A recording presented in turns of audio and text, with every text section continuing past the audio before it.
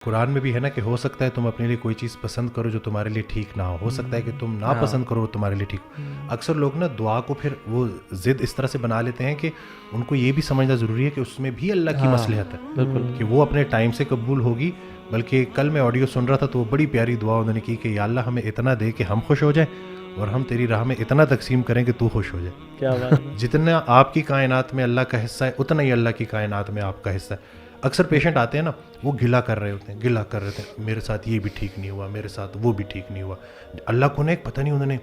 تو میں ان سے یہ کہتا ہوں کہ وہ حضرت کا ایک فکرہ ہے کہ سر اٹھا کے اللہ سے کچھ مانگنے سے پہلے سر جھکا کے وہ ساری نعمتیں گن لو جو اللہ نے پہلے سے دی ہوئی ہیں. دوسرا راز کی بات ہے کہ اللہ کے راستے میں گلا نہیں ہوتا.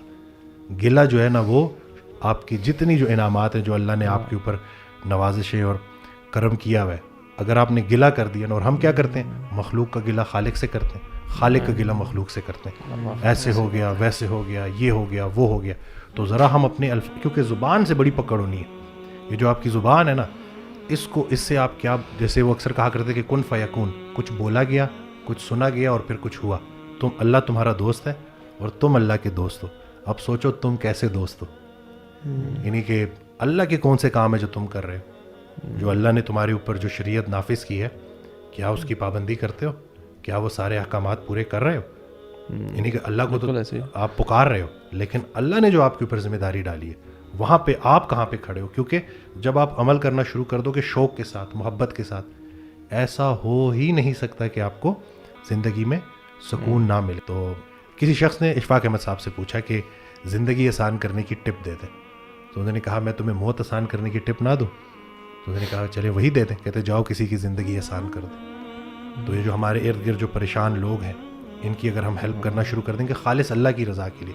ہمارا ایک اور بھی مسئلہ یہ ہے کہ ہم نیکی بھی کرتے ہیں کچھ اس کے بدلے کچھ لینے کے لیے. تو کہا کرتے تھے کہ میرے پاس لفظ ہی نہیں ہے اس بندے کے لیے کہ جس کو اللہ نے نعمت دی اور اس نے اس پہ گلہ کیا.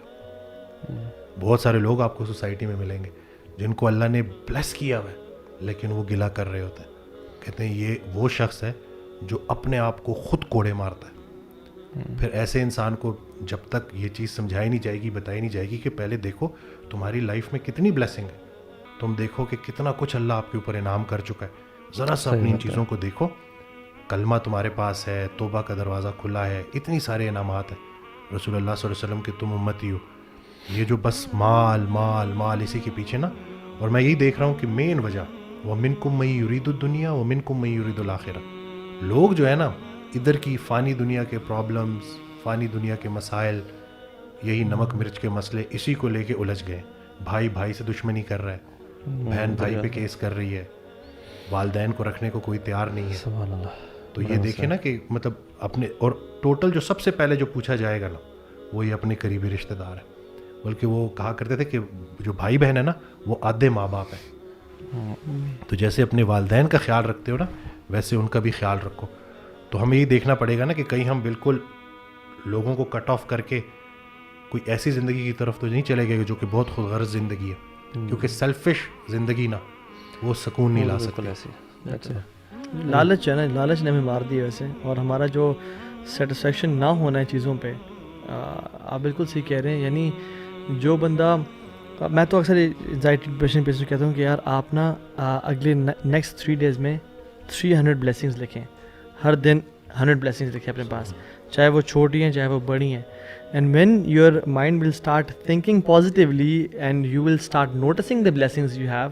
آپ آلریڈی, اور میں یہ کہتا ہوں کہ آپ قبرستان چلے جائیں یا پیمز ہاسپٹل یا چلے جائیں, ونس یو سی پیپل جن کی ٹانگیں کٹی ہوئی ہیں, جن کو فائر لگا ہوا ہے, جن کو کینسر, یہ ذرا کینسر کے وارڈ میں جائیں کبھی ذرا, ویسے ہمیں جا کے نا وہاں بیٹھنا چاہیے ایز اے اٹینڈنٹ کسی کا نا, اور دیکھیں کہ ہم لوگ نوجوان 6 سال کا بچہ یار کیمو سے گزر رہے ہیں اور اس سے سارے بال ختم ہو گئے اور وہ ڈھانچہ بن گیا ہے.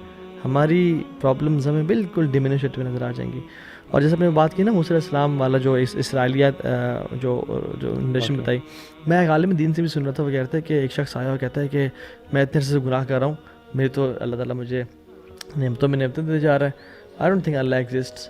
میں جو ہے نا مجھے پکڑ ہی نہیں آتی اللہ تعالیٰ ہے. انہوں نے کہا تم آپ نے لاسٹ ٹائم نماز کب پڑھی تھی؟ کہتے ہیں کہ مہینہ پہلے جمعہ پڑا تھا. کہتے ہیں اچھا. کہتے ہیں لاسٹ ٹائم روزہ کب رکھا تھا؟ کہتے ہیں لاسٹ رمضان میں. کہتے ہیں اچھا. لاسٹ ٹائم اللہ کو یاد کب کیا تھا؟